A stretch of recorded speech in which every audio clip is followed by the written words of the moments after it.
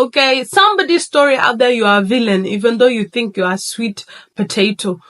Have you ever noticed there is that one person in your story that's a villain? Like if it was a movie, you're Batman and they're full on Joker. You know what I mean? You try your best, you were kind and you were patient, and still they chose violence, and still they chose violence. Now you're sitting there like, why couldn't they just be normal? Let's talk about it. Because here's what I found, right? The story you're telling yourself about them, right?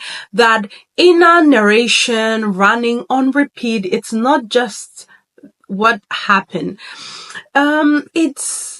It's like your mind reading, directing, and producing the sequel and the prequel and the spin-off. And the loop goes like this. Why did they hurt me?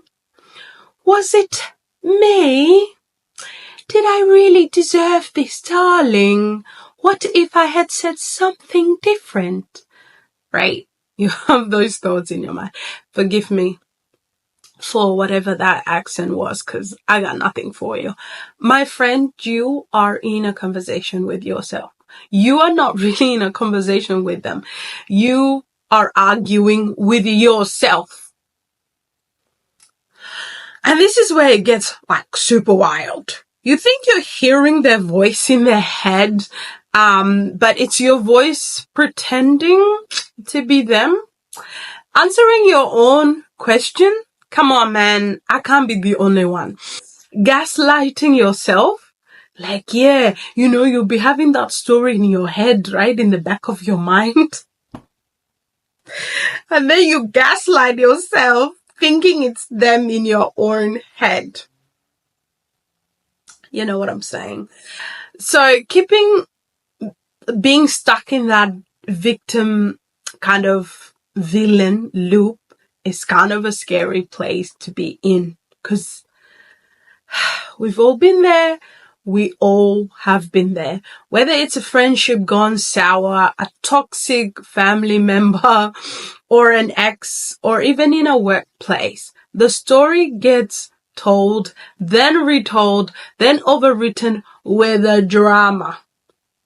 But listen carefully. The longer you stay in that particular loop, the more power you give them in your story.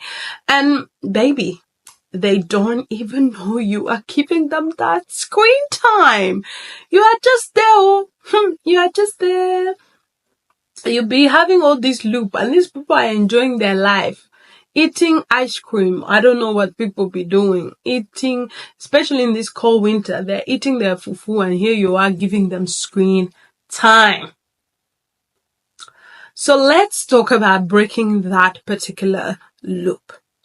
One of the biggest choice from my experience is that you advance in this plot. In this plot that you have in your mind, we're going to advance. You know that kind of like dream that you've been having? The one that's been whispering at you at 3 a.m., 5 a.m. and all of that, and be like, yes, you will become this, you want to do this. You know that particular one? Let's do that one particular one, because stepping into purpose demands a whole new muscles, right? When you start chasing vision, really, really running towards it, you find out very, very, very quickly that dream is scarier than the drama in your head. Let me say that again. So when you're having that loop in your mind and you go and step into purpose, right? Your dream are gonna scare you, and it's the perfect thing ever. And the thing is, fear has a funny way of sobering you up very quickly. From all these nonsensical things that you have in your head, you'll be like, wait, I don't have time to sit here and grieve. I have a business to build.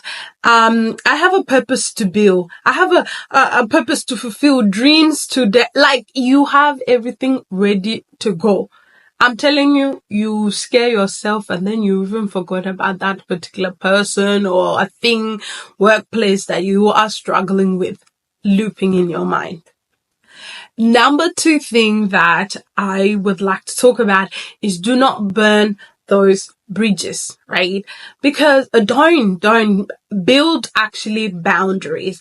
I'm not saying like be fake or be weird or be whatever. I'm just saying be wise. Keep your peace, keep your dignity, because life has a way of circling back sometimes. Even though, we don't think so, it will circle back sometimes and you're like, yeah, I do not want to do this one. And you're like, let me run. No. And you never know, like, when you actually need that bridge to cross again. Like, set healthy, quiet, consistent boundaries with that friend, that ex, that family member, or even your boss, whatever that looks like. You're not cutting them off just like that. And, you're cutting them off to access to your old version of you that tolerated that particular nonsense. Okay? Because the truth is of the matter, as a bonus tip, sometimes you're actually a villain in that person's story. Okay, somebody's story out there, you are a villain, even though you think you are a sweet potato. My friend, we all have issues and we are just trying to save ourselves without burning bridges. Okay, we will slowly. If they choose to do that, that's not their problem. That's not your problem. That's their problem. We will pull boundaries together. We will slowly build it. And that's it. Now, the thing is, we need to cut off that commentary, that loop, that inner debate you keep having. And they said this, so I will say that. They think I'm this. I'll prove them that. Hey, friend, you are not talking to them. They're actually boxing with your own thoughts and your own self. And if you are losing sleep, seriously, over arguing with someone who's not even in the room, that's not progress anymore. That's just punishment. You are torturing yourself every day in your head. Oh, these people are eating food, they're enjoying their lives, and you are here. You are here arguing with yourself. Say it with me. I am not insane, so I will not argue with thyself. Yes, progress. Yes, journal. Yes, feel the emotions, but don't let it turn toxic. Turn that off. And trust me, I get you. Like, with all jokes aside, I completely hear what you're saying. Or what you might be thinking, because sometimes it's really hard to turn it off. It's almost like that doom scrolling where you're searching, but you don't even know what you're searching for. You've now become a prisoner of your own mind, your own thoughts. Just break it as soon as it comes, because it's so sweet. It's very sweet to have those conversations. I love them. But no, we gotta break those ones.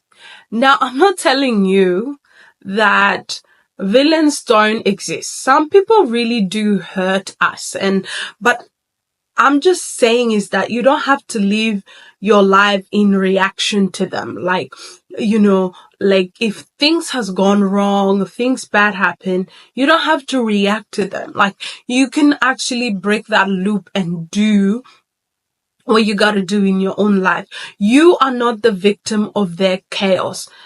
If they had a chaos, it's not your problem. You're the author of your healing, and choose the next chapter. It's yours. You get to decide what role they should play in your life, or if they even get a role in your life. And it's your story. You own it. At the end of the day, you are created in the image of God. You are created beautifully and wonderfully made by God. It's not their problem. It's not your problem to continue reacting to how they made you feel.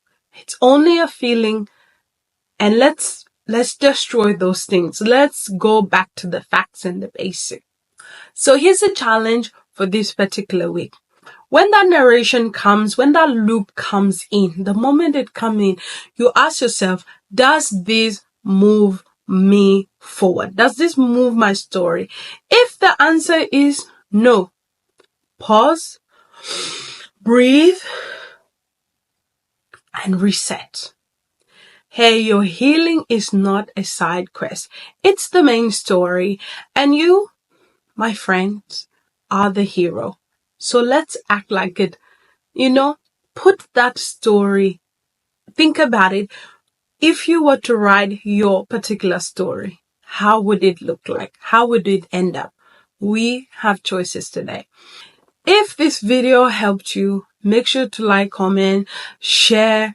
For more real talk about healing, identity, growth, and confidence. My name is Awit. Thank you, and see you in the next video.